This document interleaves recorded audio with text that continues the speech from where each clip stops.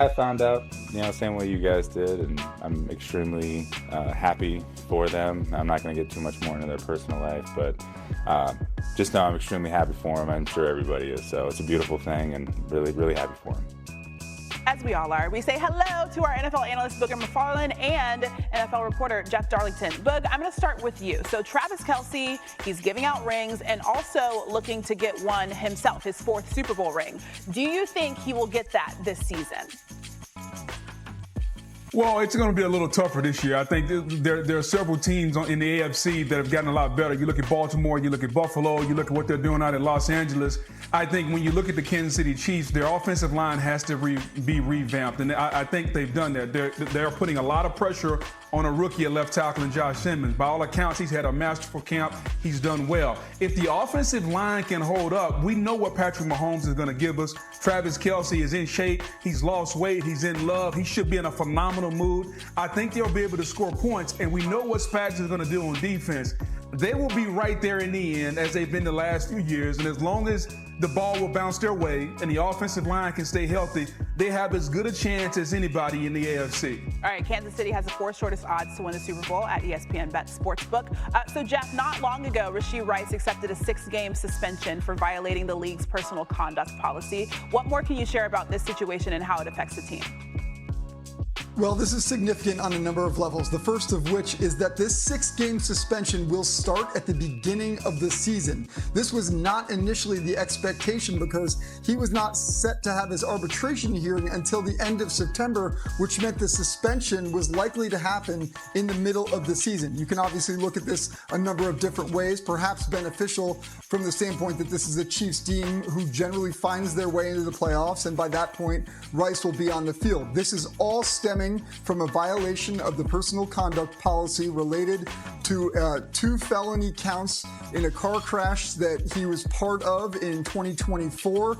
So he's going to eventually have to serve 30 days in jail. A judge said that he could serve those 30 days, timing that he wishes to do. So that doesn't have to happen during the season, but the 6-game suspension does, and it will start week 1 of this regular season. All right, so more big news out of Kansas City.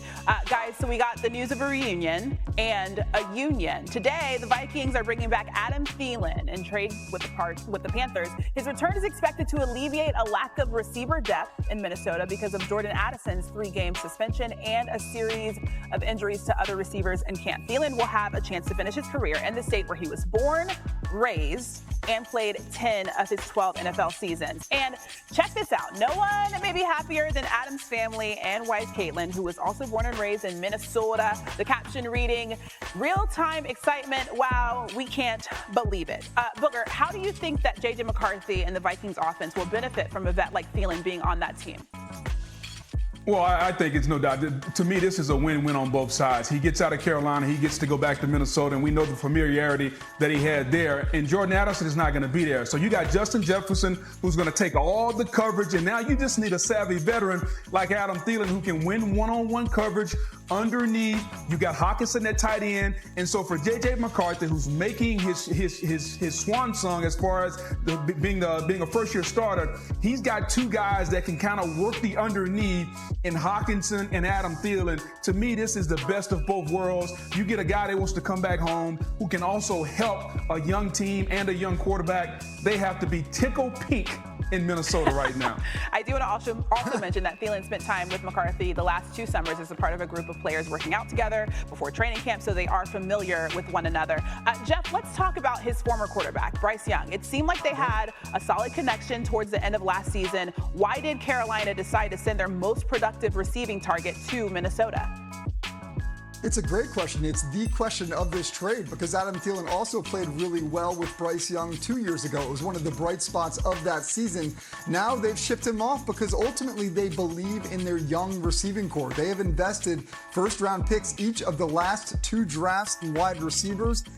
they ultimately think that this is the group that's going to push them forward with Young. But I will say they also waived Hunter Renfrow, so they really don't have the type of veteran presence in that core for Bryce Young to perhaps rely on.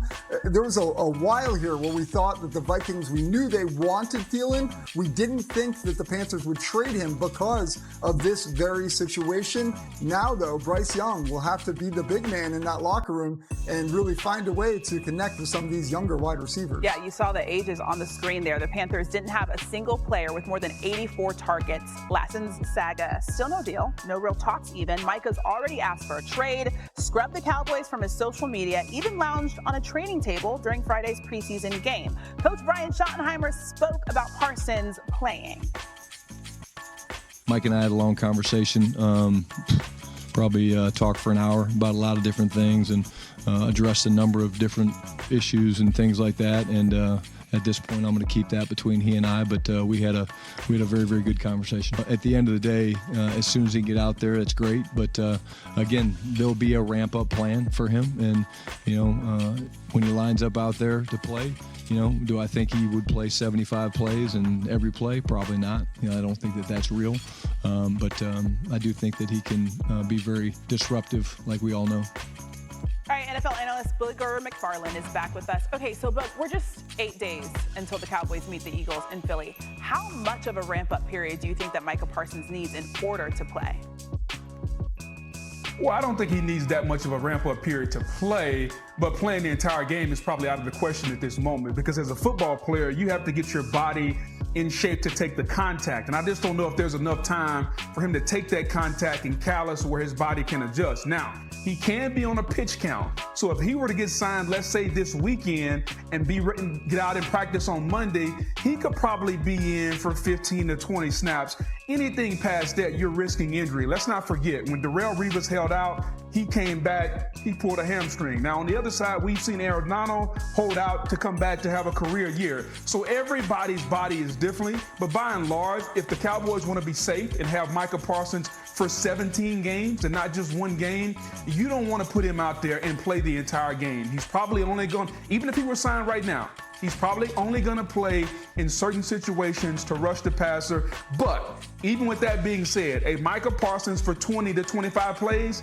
is better than no Micah Parsons at all. Yeah, that makes sense. The Cowboys are back on the field on Friday. They have 4 total practices before goes on, and today we're spotlighting NFL player props, and who better than to have our sports betting analyst Joe Fortenbaugh here in studio with me. A lot of options out there that are better, but I'm thankful you settled on me. You know what? I'm trying to be nice, Joe. I'm trying to be nice. Josh Allen and Lamar Jackson, two of the most electric quarterbacks in the NFL.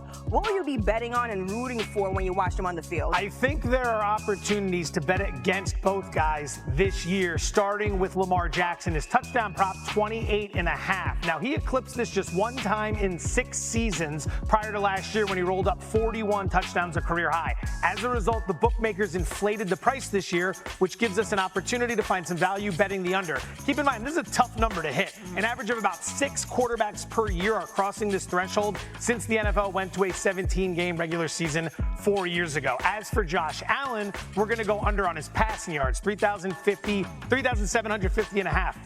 This number, much easier to hit than Jackson's touchdown prop. An average of about 13 quarterbacks are doing it per year. We saw 13 last year. Thing is, Allen wasn't one of them. Why? They run the ball more than they used to.